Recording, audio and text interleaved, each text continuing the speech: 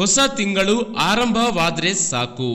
ಹಣಕಾಸು ವಿಚಾರದಲ್ಲಿ ಸೇರಿದಂತೆ ದೈನಂದಿನ ಎಲ್ಲಾ ರೀತಿಯ ವಸ್ತುಗಳ ಬೆಲೆಯಲ್ಲಿ ಏರಿಳಿತ ಹಾಗೂ ಕೇಂದ್ರ ಮತ್ತು ರಾಜ್ಯ ಸರ್ಕಾರಗಳು ಹೊಸ ರೂಲ್ಸ್, ಹೊಸ ನಿಯಮಗಳನ್ನ ಜಾರಿಗೆ ಮಾಡುತ್ತೆ. ಅದಲ್ಲದೆ RBIನವರು ಕೂಡ ಹೊಸ ರೂಲ್ ಜಾರಿಗೆ ಮಾಡುವುದು, ಬ್ಯಾಂಕ್ ಕಡೆಯಿಂದ ಕೂಡ ಹೊಸ ನಿಯಮಗಳು ಬದಲಾವಣೆ ಆಗುತ್ತಲೇ ಇರುತ್ತವೆ.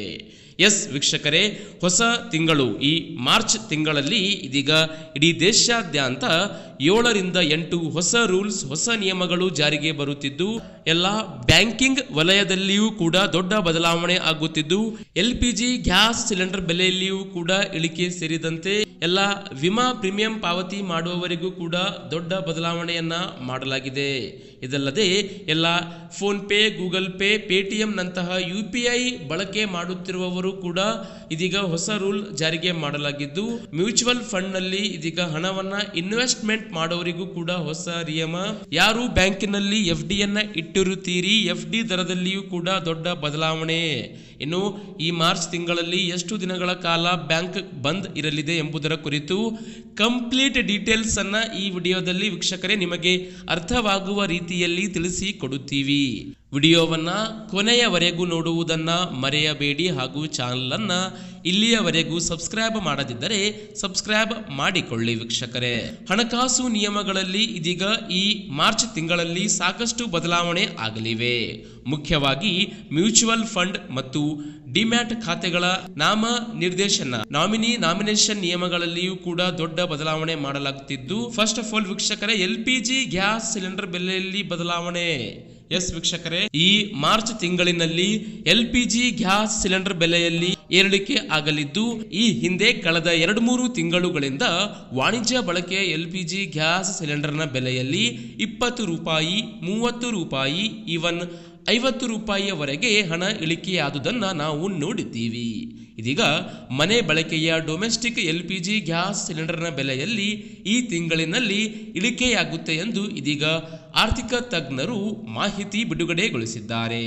ಇದಲ್ಲದೆ ವೀಕ್ಷಕರೇ, ಇನ್ನು phone pay, Google pay, Paytm ಸೇರಿದಂತೆ ವಿವಿಧ ಬಗೆಯ ಪೇಮೆಂಟ್ಸ್ UPI ಆ್ಯಪ್ ಅನ್ನ ಬಳಕೆ ಮಾಡುವವರಿಗೂ ಕೂಡ ಹೊಸ ಬದಲಾವಣೆಯನ್ನ ಮಾಡಲಾಗಿದ್ದು, ಈ ಮಾರ್ಚ್ ತಿಂಗಳಿನಿಂದಲೇ UPI ವ್ಯವಸ್ಥೆಯಲ್ಲಿ ಹೊಸ ಬದಲಾವಣೆಯನ್ನ ಮಾಡಲಾಗಿದೆ. ಹೌದು, ವಿಮಾ ಪ್ರೀಮಿಯಂ ಪಾವತಿ ಪ್ರಕ್ರಿಯೆಯನ್ನ ಇದೀಗ ಸಾಕಷ್ಟು ಸುಲಭಗೊಳಿಸಲಾಗಿದ್ದು, ಇನ್ನು ಮುಂದೆ ನೀವು ವಿಮಾ ASB ಹೊಸ ವೈಶಿಷ್ಟ್ಯತೆಯನ್ನ ಹೊಂದಿರುವ ಒಂದು ಆಪ್ಷನ್ ಅನ್ನ ಇದೀಗ ಎಲ್ಲ UPI ಪೇಮೆಂಟ್ಸ್ ಆ್ಯಪ್ ಅಲ್ಲಿ ಸೇರಿಸಲಾಗಿದ್ದು, ಇದರಿಂದ ನೀವು ಜೀವ ಮತ್ತು ಆರೋಗ್ಯ ವಿಮಾ ಪಾಲಿಸಿದಾರರು ತಮ್ಮ ಪ್ರೀಮಿಯಂ ಪಾವತಿಯನ್ನ ಮುಂಚಿತವಾಗಿಯೇ ನೋಟಿಫಿಕೇಶನ್ ಡ್ಯೂ ಪಡೆಯುವ ಮೂಲಕ ಪಾವತಿಯನ್ನ ಮಾಡಬಹುದು ವೀಕ್ಷಕರೇ. ಇನ್ನು ಮೂರನೆಯದಾಗಿ, ಮ್ಯೂಚುವಲ್ ಫಂಡ್ ಖಾತೆಯಲ್ಲಿ ನಾಮಿನಿ ನಿಯಮದಲ್ಲಿ ಬದಲಾವಣೆ. ಹೌದು, ಮಾರ್ಚ್ ತಿಂಗಳಿನಿಂದಲೇ ಮ್ಯೂಚುವಲ್ ಫಂಡ್ ಮತ್ತು ಡಿಮ್ಯಾಟ್ ಖಾತೆಗಳಲ್ಲಿ ನಾಮಿನಿಯನ್ನ ಸೇರಿಸುವ ನಿಯಮಗಳಲ್ಲಿ ಬದಲಾವಣೆ ಮಾಡಲಾಗಿದ್ದು, ಹೊಸ ನಿಯಮದ ಪ್ರಕಾರ ಒಬ್ಬ ಹೂಡಿಕೆದಾರರು ಗರಿಷ್ಠ 10 ನಾಮಿನಿಗಳನ್ನ ಸೇರ್ಪಡೆ ಮಾಡಬಹುದಾಗಿದೆ. ಇನ್ನು ವೀಕ್ಷಕರೇ, FD ಬಡ್ಡಿ ದರಗಳಲ್ಲಿಯೂ ಕೂಡ ಬದಲಾವಣೆ. ಹೌದು, ಮಾರ್ಚ್ ತಿಂಗಳಿನಿಂದಲೇ ಬ್ಯಾಂಕ್ನಲ್ಲಿ ಸ್ಥಿರ ಠೇವಣಿಗಳ ಮೇಲಿನ ಬಡ್ಡಿ ದರಗಳಲ್ಲಿಯೂ ಕೂಡ ಇದೀಗ ಬದಲಾವಣೆ ಆಗುವ ಒಂದು ಸಾಧ್ಯತೆ ಇದ್ದು, 5 ವರ್ಷ ಅಥವಾ ಅದಕ್ಕಿಂತ ಹೆಚ್ಚು ಕಡಿಮೆ ಅವಧಿಯ ಸ್ಥಿರ ಠೇವಣಿಗಳ ಮೇಲಿನ ಬಡ್ಡಿ ದರಗಳನ್ನು ಬದಲಾವಣೆ ಮಾಡಲಿಕ್ಕೆ ಇದೀಗ ಎಲ್ಲ ಬ್ಯಾಂಕುಗಳು ತೀರ್ಮಾನ ತೆಗೆದುಕೊಂಡಿವೆ ಎಂದು ಇದೀಗ ಮಾಹಿತಿ ಲಭ್ಯವಾಗಿದೆ.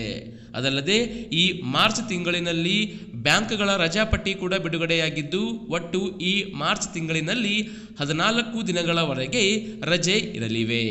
RBI ಅಧಿಕೃತವಾಗಿ ಬ್ಯಾಂಕ್ ರಜಾಪಟ್ಟಿಯನ್ನ ಬಿಡುಗಡೆ ಮಾಡಿದ್ದು, ಇದರಲ್ಲಿ ರವಿವಾರ ಸೇರಿದಂತೆ 2ನೇ ಶನಿವಾರ, 4ನೇ ಶನಿವಾರ ಹಾಗೂ ಎಲ್ಲ ಹಬ್ಬಗಳು ಕೂಡ ಒಳಗೊಂಡಿವೆ ವೀಕ್ಷಕರೇ. ಲಿಸ್ಟ್ ಅನ್ನು ಕೂಡ ನೀವು ಸ್ಕ್ರೀನ್ ಮೇಲೆ ನೋಡುತ್ತಿರಬಹುದು. ಇದಲ್ಲದೆ CNG, PNG ಮತ್ತು ATF ಬೆಲೆಯಲ್ಲಿಯೂ ಕೂಡ ಏರಿಳಿತ. ಹೌದು, ಪ್ರತಿ ತಿಂಗಳ ಆರಂಭದಲ್ಲಿ CNG, PNG ಮತ್ತು ATF ಬೆಲೆಗಳನ್ನು ಪರಿಷ್ಕರಿಸಲಾಗುತ್ತೆ. ಈ ಹೊಸ ದರಗಳು ಈ ಮಾರ್ಚ್ ತಿಂಗಳಿನಿಂದಲೇ ಇದೀಗ ಜಾರಿಗೆ ಬರಲಿದ್ದು, ಈ ತಿಂಗಳಿನಲ್ಲಿ ಕೆಲವೊಂದಿಷ್ಟು ದರಗಳು ಸ್ಥಿರ ಇರಲಿದ್ದು, ಇನ್ನು ಕೆಲವೊಂದಿಷ್ಟು ದರಗಳಲ್ಲಿ ಇಳಿಕೆ ಆಗಲಿದೆ ಎಂದು ಇದೀಗ ಆಂತರಿಕ ಮಾಹಿತಿ ಬಿಡುಗಡೆಯಾಗಿದೆ ವೀಕ್ಷಕರೇ. ಇವು ಹೊಸ ಬದಲಾವಣೆ, ಹೊಸ ರೂಲ್ಸ್ ಜಾರಿಗೆಯಾಗುತ್ತಿದ್ದು ಈ ಮಾರ್ಚ್ ತಿಂಗಳಿನಲ್ಲಿ ಇವೆಲ್ಲ ಬದಲಾವಣೆಗಳನ್ನ ನಾವು ಕಾಣಬಹುದಾಗಿದೆ. ಹೀಗಾಗಿ ಆದಷ್ಟು ಈ ಮಾಹಿತಿ, ಈ ವಿಡಿಯೋವನ್ನ ಎಲ್ಲರಿಗೂ ವಾಟ್ಸಪ್, ಫೇಸ್ಬುಕ್ ಅಲ್ಲಿ ಮರೆಯದೆ ಶೇರ್ ಮಾಡಿ, ಚಾನಲ್ಗೆ ಸಬ್ಸ್ಕ್ರೈಬ್ ಮಾಡಿಕೊಳ್ಳಿ.